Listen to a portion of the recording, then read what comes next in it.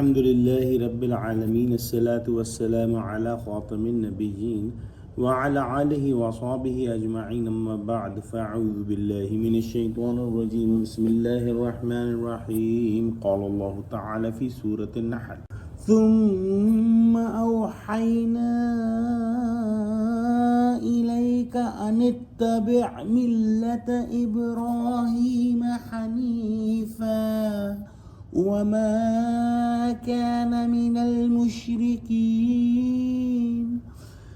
إنما جعل السبت على الذين اختلفوا فيه وإن ربك ليحكم بينهم يوم القيامة فيما كانوا فيه يختلفون.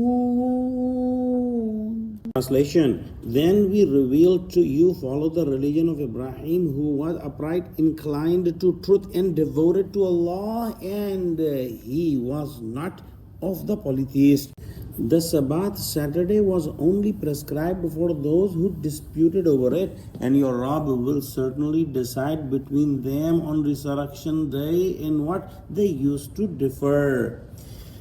Allah subhanahu wa ta'ala has commanded Prophet Muhammad sallallahu alayhi wasallam to follow the deen of Ibrahim alayhi salam, and we have studied this before in Surah Nahl, meaning that the permissible and non-permissible things and all the details of the deen is based on the deen of Ibrahim alayhi salam, who was on pure tawheed and monotheism and was not mushrik or a polytheist. After Ibrahim alayhi salam, there were some specific commandments were given to the Jews and Christians according to their situation. One of the commandments to Jews was to worship Saturday and do not do any other business on Saturday, and this was because they did not follow the commandments of Musa alayhi salam. Initially the day was Friday for them also,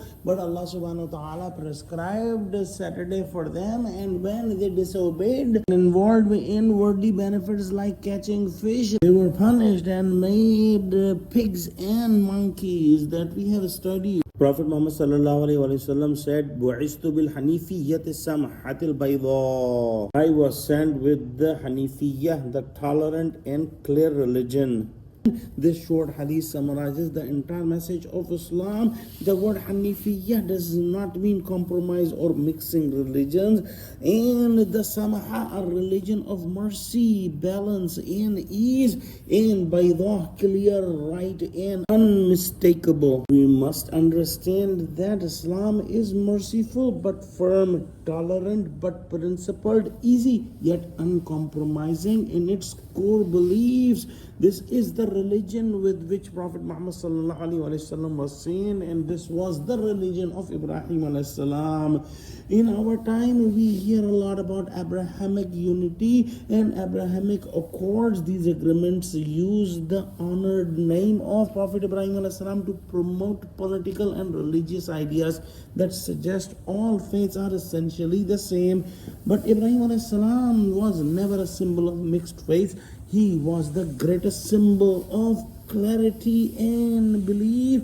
He broke idols, rejected shirk openly. He stood alone against falsehood for the sake of Tawheed. Islam teaches peaceful coexistence, justice, and respectful dealings with all people, but Islam never teaches theological compromise.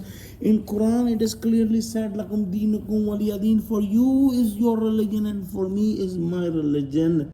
The real danger, the real fitna is when political peace is presented as religious unity and when the boundaries of faith are blurred in the name of tolerance.